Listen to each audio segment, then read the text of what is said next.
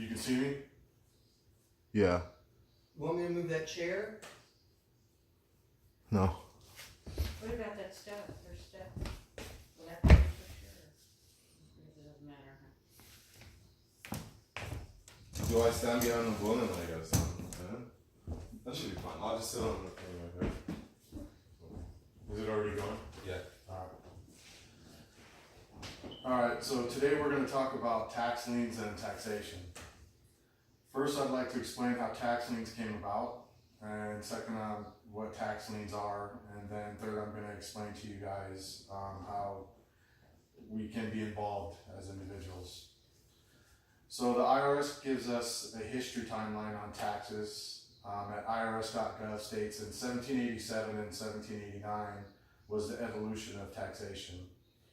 And on February 21st, 1787, Congress approved a constitutional convention to revise the Articles of Confederation, stating Congress will have the power to lay and collect taxes, in other words, take our money, to provide for the common defense and general welfare of the United States.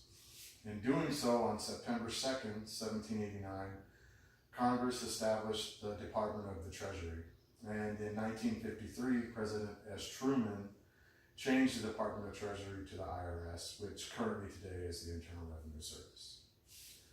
Now that I've explained some of taxation, how it came about, I'm going to explain specifically tax liens and how they're involved in the taxation process.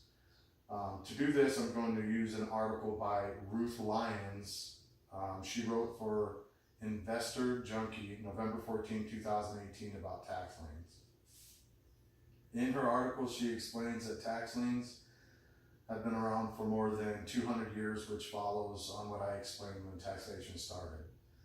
The article goes on to explain that a property is assessed a tax assessment on perceived value each year. If the property owner fails to pay the property tax, then a lien is placed on property by the county it resides in, subsequently called a tax lien. If the property owner doesn't pay the owed property tax, the property can be sold after a specific time period. Just to give you guys an example, I've actually purchased a tax lien, and this gives you like percentages you can make on them, so you guys can see what it is. The free advice staff with law.freeadvice.com explained that property tax and the money from tax liens goes to a number of programs in local communities, funding road construction and maintenance, parks, public transportation, to name a few. Now I'm going to go ahead and explain how, as individuals, tax liens, how we're involved in tax liens. Again, I'm going to use the article by Ruth Lyons that I talked about previously in the same article.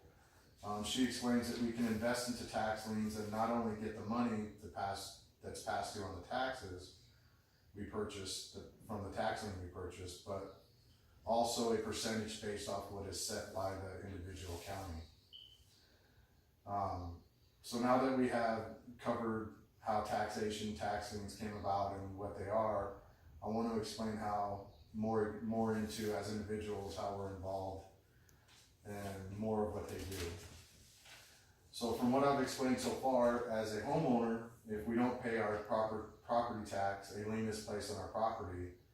And as individuals, we can purchase a lien from the county and get anywhere from 6 to 18%, like it shows in that paper there, within 1 to 3 year period on that tax lien. That also gives the homeowner time to pay the property taxes, so that's another benefit. We're actually helping the homeowner. And gives a return on the purchase of that tax lien. So as individuals paying property taxes, we help with maintaining our communities, and as individuals purchasing tax liens, we help homeowners and ourselves with returns on those liens that are purchased.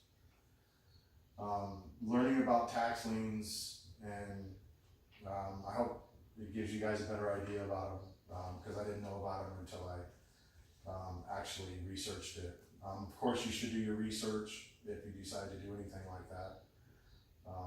But that is my presentation. Thank you for listening. Yeah. Thank you.